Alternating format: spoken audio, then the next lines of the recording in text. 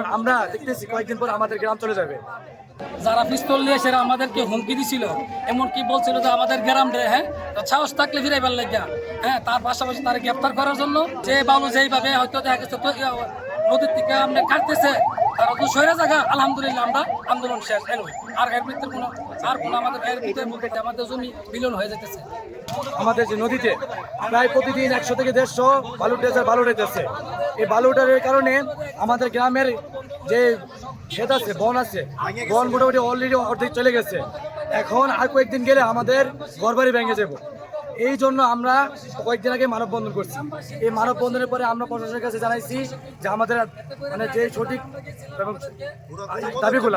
দাবিগুলো তাদের কারণে টিউনি সাহেব ওরা কোনো পদক্ষেপ নেয় নাই। পদক্ষেপ না নেওয়ার কারণে আমরা এরপরেও এই 3 দিন যাবৎ আবার পুনরায় ওরা আগের মতোই বালু উঠে গেছে। কারণ আমরা দেখতেছি কয়েকদিন পর আমাদের গ্রাম চলে যাবে। যখন আমাদের প্রত্যেকের গ্রাম চলে যাবে তখন আমাদের মানুষরা বসবাস করবে কোথায়? এবং এই তারপরে আমরা যখন আজকে সকালবেলা প্রথমে ওই জায়গায় যারা বালু তোলে তারা বালু না তোলার জন্য আমরা গেছি।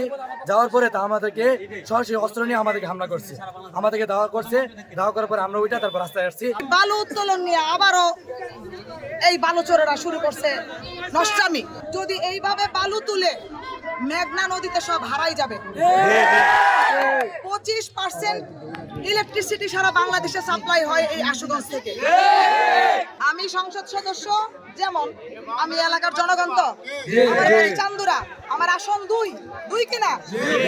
আমার এলাকার মধ্যে কি এই ধরনের বালু চোররা বালু তুলে বালু খাবে, এই সুযোগ আমরা দিব না। এরপরে যদি একটা ড্রেজার থাকে সেই ড্রেজার ঘুরাই দেওয়ার দায়িত্ব আপনাদের। এই এলাকা বাঁচানোর স্বার্থে সবাই যে এক হয়েছে সেই জন্য আপনাদেরকে স্যালুট দিচ্ছি।